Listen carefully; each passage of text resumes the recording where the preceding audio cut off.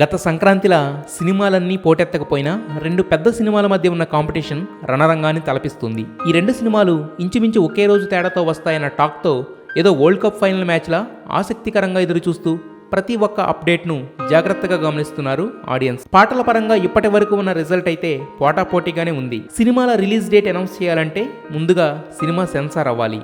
కీలకమైన సెన్సార్ విషయంలో లేట్గా షూటింగ్ కంప్లీట్ చేసుకున్న ఖైదీ నెంబర్ 150 ముందుంది. ఖైదీ గురువారం సెన్సార్కి వెళ్తే శాతకర్ణి మాత్రం జనవరి 5న సెన్సార్ జరుపుకోబోతుంది. విజువల్ ఎఫెక్ట్స్తో కూడిన పోస్ట్ ప్రొడక్షన్ వల్లే ఈ ఆలస్యం అని తెలుస్తుంది. అయితే సినిమా విజయంలో సెన్సార్ రిపోర్ట్ వాళ్ళిచ్చే ఫీడ్బ్యాక్ కూడా కీలక పాత్ర పోషిస్తుండడంతో ఖైదీ నెంబర్ 150 సెన్సార్ టాక్తో యూనిట్ హ్యాపీగా ఉంది. ఆడియో ఫంక్షన్తో గౌతమిపుత్ర శాతకర్ణికి మంచి బజ్ క్రియేట్ అయింది.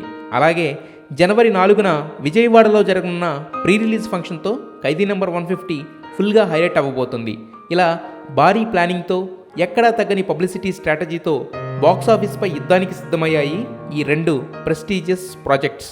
ఖచ్చితంగా మీరు అందరూ గర్వించే విధంగాను అరే ఇదిరా చిరంజీవి అంటే మళ్ళీ అనే విధంగా 150వ సినిమా ఉంటుందని, అందులో మళ్ళీ ఒళ్ళు ఏమాత్రం దాచుకోకుండా అదే కష్టంతో అదే కష్టాన్ని నమ్ముకుని నాకు తెలిసినంతలో ద బెస్ట్ పెర్ఫార్మెన్స్ అన్ని రకాల ఇంగ్రీడియంట్స్ తోటి అన్ని చక్కగా ఈక్వల్గా క్యాటర్ చేసి అందరిని అలరించే దిశగా ఈ సినిమా రూపుదిద్దుకుంటుంది.